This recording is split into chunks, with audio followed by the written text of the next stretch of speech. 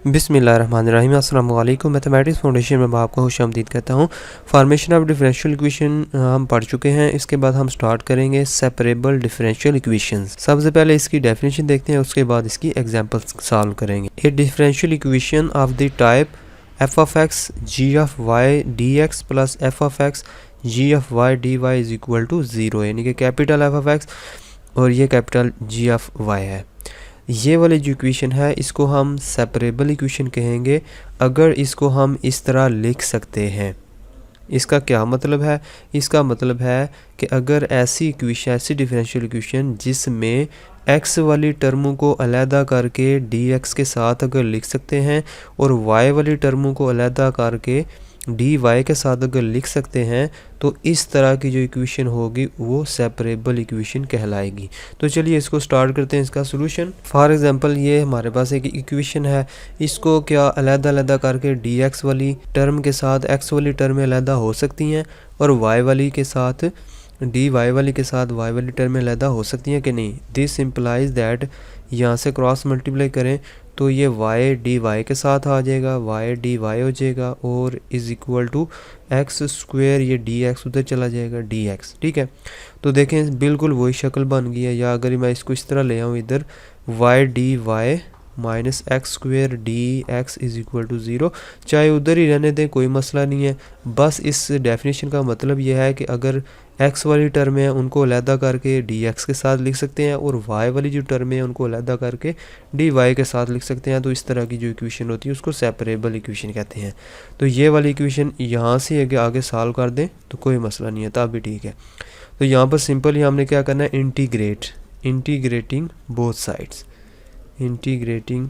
तो हमारे y की इंटीग्रेशन क्या होती है, y square divided by 2 is equal to x square की इंटीग्रेशन क्या होगी, x cube divided by 3 plus साथ जनरल कांस्टेंट लिख देंगे। यहाँ से 2 को दोनों तरफ मल्टीप्लाई कर दें तो y square is equal to 2/3 x cube और प्लस 2c, और 2c को की जगह आप नया कांस्टेंट भी लिख सकते हैं c1, 2/3 x cube is equal to y square. तो ये क्या है, इस इक्वेशन गिवन इक्वेशन है, इसका सोल्यूशन है। तो हम सिंपली इस तरीके से हम किसी भी सेपरेबल इक्वेशन का सोल्यूशन फाइंड कर सकते हैं। यानी कि सबसे पहला काम आपने करना है कि जो वेरिएबल है उनको अलहदा करना है, एक्स वाली चीज़ें अलहदा कर लेनी है, वाई वाली अलहदा करके जस्ट आपने इंटीग्रेट करना है। इंटीग्रेट करके हमारे पास ये फाइनल रिजल्ट आ जाएगा। एग्जाम्पल नंबर 2 देखते हैं।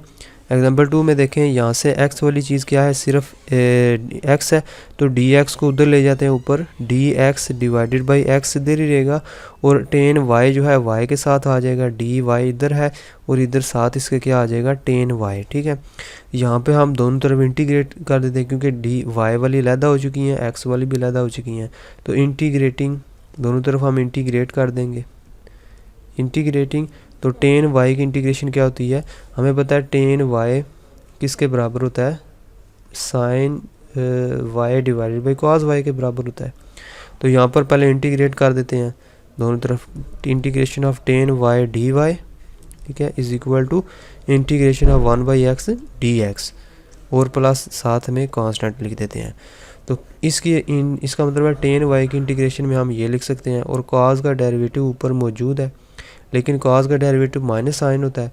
तो माइनस साइन बनाने के लिए इधर बाहर माइनस मल्टीप्लाई कर दो, अंदर भी माइनस लिख दो, डी वाई। तो इसकी इंटीग्रेशन क्या होगी, log of cos of y, ठीक है, log of cos of y, और इसके साथ बाहर माइनस भी लगाएंगे ये वाला। तो यहाँ पर सिंपल इसकी जगह मैं क्या लिख दूँगा, minus log of cos of y, ठीक है, और इज़ इक्वल टू 1/x की इंटीग्रेशन क्या होगी, log of x plus c की जगह हम लॉग वाला फंक्शन बना लेते हैं ताकि लॉग वाला फंक्शन हम यहाँ से कैंसिल भी कर सकते हैं।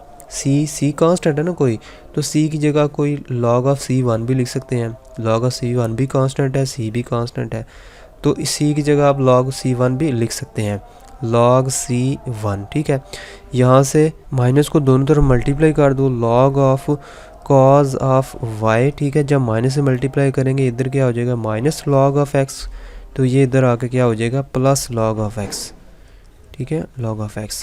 इज इक्वल टू ये वाला क्या हो जाएगा, log ऑफ c1 की पावर -1, यानी कि -1 इधर आएगा तो मैं उसको ऊपर ले जाता हूँ। यहाँ पर log मॉड आएगा, ठीक है ना, x का मॉड आएगा, क्योंकि log ऑफ नेगेटिव नंबर हम नहीं फाइंड कर सकते। log ऑफ नेगेटिव नंबर जो है वो अनडिफाइंड होता है, ठीक है। तो सिंपली हम log of mod of x लिखेंगे या log of mod of cos y लिखेंगे यहाँ पर। अब ये दोनों log इसको हम प्रोडक्ट की शक्ल में लिख सकते हैं। log of x cos y हम इसको लिख सकते हैं is equal to log of c1 का पावर क्या लिखे हुआ है -1, तो इज इक्वल टू 1/c1 है। इसको आप a लिख लो, सिंपलिसिटी के लिए आप कोई भी सिंपल कांस्टेंट a लिख दो इसकी जगह, ठीक है। तो साथ में आप बेशक लिख दो where c1 inverse is equal to a के बराबर है। तो यहाँ से दोनों तरफ log को कैंसिल कर दो तो क्या जवाब आएगा, x cos of y is equal to a। अब यहाँ पे क्योंकि log इधर log ऑफ a था ना, तो log ऑफ a की वजह से हम साथ में लिख देंगे a ग्रेटर दैन 0 है, क्योंकि नेगेटिव नंबर का log जो है वो अनडिफाइंड होता है, वो हम नहीं फाइंड कर सकते, लिहाजा a जो है ये जो कांस्टेंट है ये पॉजिटिव कांस्टेंट होगा इधर। तो ये है इस क्वेश्चन, इस डिफरेंशियल इक्वेशन का सॉल्यूशन। नेक्स्ट एग्जांपल देखते हैं, एग्जांपल नंबर 3 देखते हैं। सिंपल सी एग्जांपल है, यहाँ पर लिखा हुआ है x into sine of y, यानी कि ये अगर जो डेफिनेशन हमने पढ़ी थी f ऑफ x और g ऑफ y की, तो ये उस जैसा लिखा हुआ है, ठीक है। ये f ऑफ x और ये g ऑफ y लिखा हुआ है। सिंपली आपने क्या करना है, यहाँ से x वाली चीज़ें अलहदा कर देनी है। यहाँ से x² प्लस 1 इसको दोनों तरफ डिवाइड कर देते हैं, x divided by x² plus 1 dx, और plus cos of sine of y को दोनों तरफ डिवाइड करते हैं, तो cos of y divided by sine of y हो जाएगा, dy इज इक्वल टू 0। जब चीज़ें सेपरेट हो जाती हैं तो हम इंटीग्रेट करते हैं, तो हम लिखेंगे इंटीग्रेटिंग बोथ साइड्स, ठीक है, बोथ साइड्स। तो इस साइड पे इंटीग्रेशन करेंगे x divided by x² plus 1 dx, plus यहाँ पर इंटीग्रेशन करेंगे cos of y divided by sine of y dy is equal to 0, और 0 की इंटीग्रेशन 0 ही होगी, dx प्लस c हम इधर लिख देते हैं या सिंपली c1 लिख देते हैं, ठीक है। और 0 की इंटीग्रेशन क्या हो जाएगी, सिंपली c1 इसका आंसर आएगा इस साइड पे। तो यहाँ से हम देख रहे हैं कि नीचे वाला जो चीज़ है x² प्लस 1 इसका डेरिवेटिव ऊपर मौजूद है। कैसे मौजूद है, इसका डेरिवेटिव क्या होता है, D by D x of this 2x होता है इसका डेरिवेटिव। x तो मौजूद है ऊपर, तो 2 हम बना सकते हैं, 2.1/2 बना के हम इसको डेरिवेटिव बना सकते हैं। तो सिंपली क्या करना है, 1/2 डॉट इस चीज़ का log लिख लेना है, log of mod x² plus 1।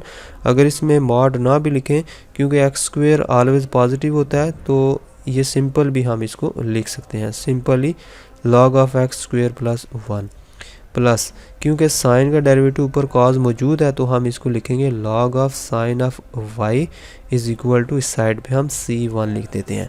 2 को दोनों तरफ मल्टीप्लाई करेंगे, ठीक है, तो क्या आ जाएगा, x² plus 1 plus 2 log of sine of y is equal to 2c1, ठीक है।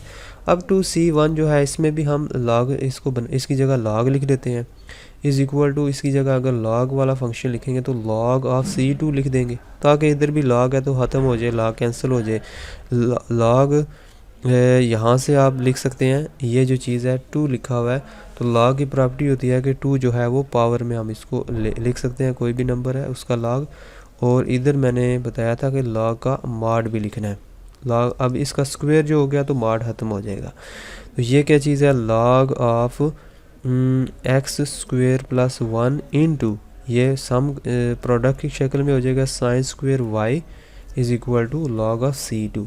तो यहाँ से इस log को इस log से काट देते हैं, तो इस क्वेश्चन का आंसर क्या आता है, sine square of y into x² plus 1 is equal to c2। ये इस क्वेश्चन का जनरल सोल्यूशन है। नेक्स्ट एग्जांपल में हम देखते हैं कि अगर हमारे पास एक इनिशियल कंडीशन भी साथ दे दी जाती है। इनिशियल कंडीशन मतलब इस सोल्यूशन को हमने फाइंड करना है, y को फाइंड करना है, तो उस पे कोई ना कोई वैल्यू हमें दी गई है। क्योंकि फर्स्ट ऑर्डर डिफरेंशियल इक्वेशन है तो सिंपली y पे हमें कोई कंडीशन लगाई गई है कि y अगर x की जगह 0 रखें तो इसका आंसर -2 आता है। तो ये चीज़ मस्ट ये इक्वेशन सेटिस्फाई करनी चाहिए। तो ये साथ में इनिशियल कंडीशन हमें दी गई है, तो इसको भी साथ फॉलो करा सकते हैं।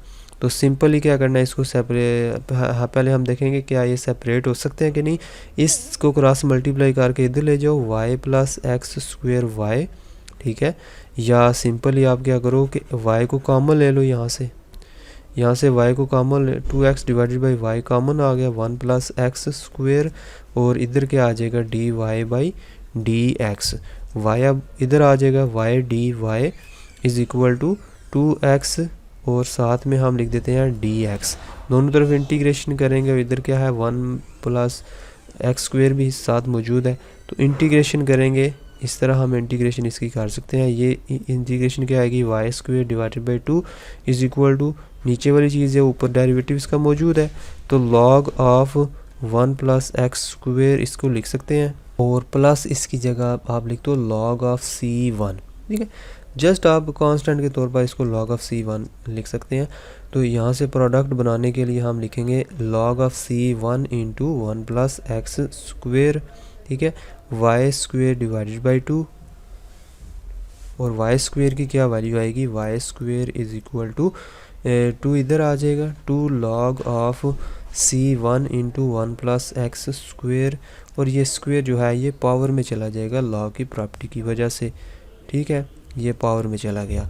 अब क्योंकि y पे हमें कंडीशन बताई गई है कि अगर y में हमें पता है कि अगर y के अंदर x की जगह अगर 0 रखें तो जवाब क्या आता है -2, ठीक है। तो x की जगह हम 0 रख देंगे, और y की जगह हम क्या लिख देंगे, क्योंकि ये y का स्क्वायर लिखा हुआ है तो असल में yx ही लिखा होता है, ठीक है।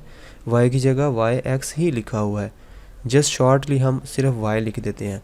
तो y ऑफ 0 गिवन है, तो इधर हम x की जगह जब 0 पुट करेंगे, ठीक है, तो इसकी जगह हम -2 जस्ट सिंपल लिख देंगे, y की जगह -2 लिखेंगे। बाहर इसका स्क्वायर भी मौजूद है, log ऑफ c1 × 1 + 0।